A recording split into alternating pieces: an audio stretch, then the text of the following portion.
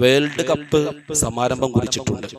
ഇന്നത്തെ ഖുതുബയിൽ സൂചിപ്പിച്ച ആയത്ത് നിങ്ങൾ ശ്രദ്ധിച്ചോ? മഹാദിൽ ഹയാത്തു ദുനിയ ഇല്ലാ ലഹു വലഇബ് വ ഇന്ന ദാറൽ ആഖിറത ലഹിയൽ ഹയവാൻ ലൗ കാനൂ യഅലമൂൻ. ഈ ഭൗതിക ലോകം ഇവിടെ നിങ്ങളുടെ കളിയും ചിരിയും തമാശയൊക്കെ ഇവിടെ നടക്കുകയുള്ളൂ. യഥാർത്ഥ ജീവിതം വരാനിരിക്കുന്ന പാരത്രിക ജീവിതമാണ്. ലൗ കാനൂ യഅലമൂൻ. ആ പ്രയോഗം ഒന്ന് ചിന്തിച്ചു നോക്കൂ നിങ്ങൾ.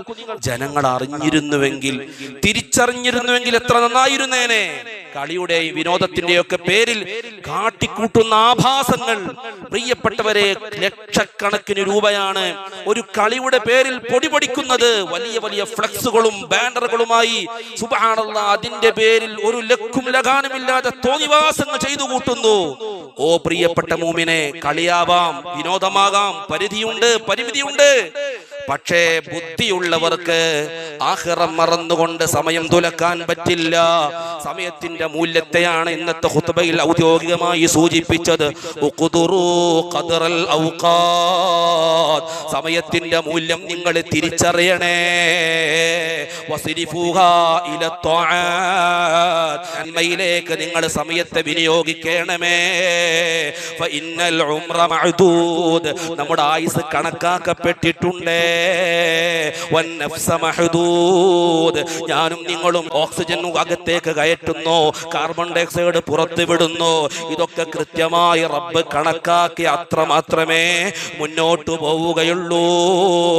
അവലം നുഅമ്മിർകും മാ യതദക്കറു ഫീഹി മൻ തദക്കർ വജാഅകുമുൻ നദീർ. അല്ലാഹുവിന്റെ ചോദ്യമാണ്. ചിന്തിക്കുന്നവർക്ക് ചിന്തിക്കാൻ ആവശ്യമായ സമയം ഞാൻ നിങ്ങൾക്ക് നൽകിയിട്ടില്ലയോ? നിങ്ങൾക്ക് വാണിങ്ങുകാർ വന്നിട്ടില്ലയോ? സമയത്തിന്റെ മൂല്യം തിരിച്ചറിയാതെ ആയുസ് തോന്നിയതുപോലെ ഒരു പന്തിന്റെ പിന്നാലെ ഓടിപ്പാഞ്ഞ് ആയുസ് നശിപ്പിക്കല്ല മൂമിനെ, ആഖിറം മറക്കല്ല മൂമിനെ. പലപ്പോഴും വേൾഡ് കപ്പിന്റെ പേരിൽ രാവും പകലും മറന്ന് നിസ്കാരം ഖളാ ആക്കി ഹരത്തിന്റെ പേരിൽ സുബ്ഹാനല്ലാഹ് വെറ്റുകൾ വെച്ച് തോന്നിവാസങ്ങളിലേക്ക് ചേക്കേറുകയല്ലേ. വലാ തുബദ്ദിർ തബ്ദീറാ ഇന്നൽ മുബദ്ദിരീന കാനൂ ഇഖ്വാന ശയാതീൻ. അതേ പ്രിയപ്പെട്ട മൂമിനെ, ഫ്ലെക്സുകളടക്കമുള്ള കട്ടൗട്ട് അടക്കമുള്ള എന്ത് തന്നെ വെച്ചാലും അതൊക്കെ പരിധി വിട്ട് കഴിഞ്ഞാൽ അതൊക്കെ അനാവശ്യമാണ്, അമിതവ്യയമാണ്. അമിതവ്യയം ചെയ്യുന്നവർ പിശാചിന്റെ കൂട്ടാളികളാണെന്ന് പരിശുദ്ധമായ ഖുർആൻ നമ്മെ ഓർമ്മപ്പെടുത്തുകയാണ്. അതുകൊണ്ട് സമയത്തിന്റെ മൂല്യം തിരിച്ചറിയേണ്ടതുണ്ട്. നിഅമത്താൻ മഗ്ബൂനും ഫീഹിമാ കസീറും മിനന്നാസ് അസ്സിഹത്തു വൽ ഫറാഗ്. അല്ലാഹു നമുക്ക് നൽകിയ രണ്ട് അനുഗ്രഹങ്ങളാണ്, വലിയ രണ്ട് അനുഗ്രഹങ്ങളാണ്. ആ രണ്ട് അനുഗ്രഹങ്ങളിൽ അധിക പേരും വഞ്ചിക്കപ്പെട്ടിരിക്കുകയാണ്.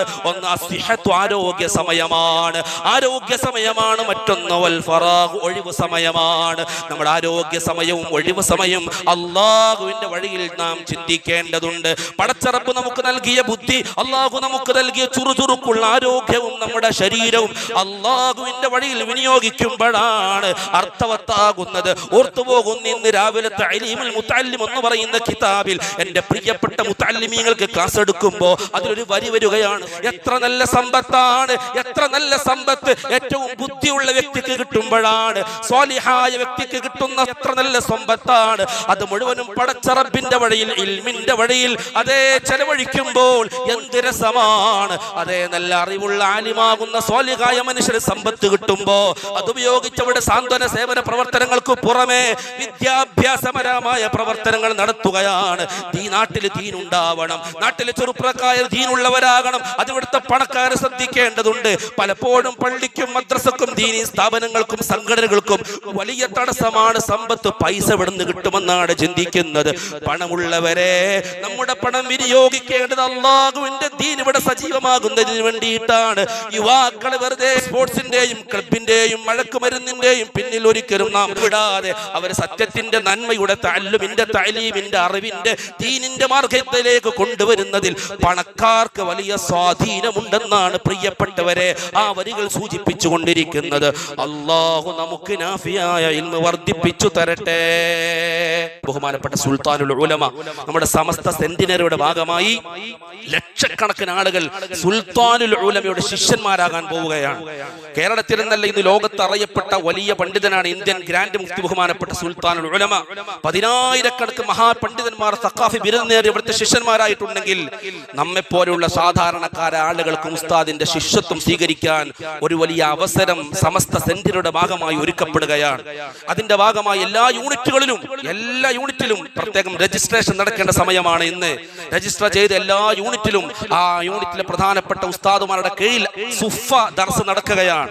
അങ്ങനെ ദർസ് നടന്ന് ഇൻഷാ അല്ലാഹ് സമസ്തയുടെ സമ്മേളനത്തിന്റെ ഭാഗമായി ഉസ്താദ് അവസാനത്തെ ഹദീസ് മോദിത്തന്ന് എല്ലാവർക്കും ഇജാസത്ത് നൽകി തന്റെ ശിഷ്യന്മാരായി അംഗീകരിക്കുന്ന വളരെ മഹനീയമായ ഒരു മുഹൂർത്തം ഒരുങ്ങാൻ പോവുകയാണ്. അതുകൊണ്ട് പ്രിയപ്പെട്ടവരെ, ഏത് നാട്ടുകാർ അതാത് നാട്ടിലെ SYSന്റെ കേരള മുസ്ലിം ജമാഅത്തിന്റെ ആളുകളുമായി ബന്ധപ്പെട്ട് രജിസ്റ്റർ ചെയ്ത് ആ നാട്ടിൽ നടക്കുന്ന ആ സുഫ ദർസിൽ പങ്കെടുത്ത് വിജയിച്ച് സുൽത്താനുൽ ഉലമയുടെ ശിഷ്യന്മാരാകാനുള്ള സുവർണാവസരം ഉപയോഗപ്പെടുത്തണമെന്ന് ഓർമ്മപ്പെടുത്തുകയാണ്. അള്ളാഹു അവന്റെ ദീനിന് വേണ്ടി പ്രവർത്തിക്കാനും ചിന്തിക്കാനും നല്ല കാര്യങ്ങൾ ചെയ്യാനും നമുക്കൊക്കെ തൗഫീഖ് നൽകുമാറാവട്ടെ.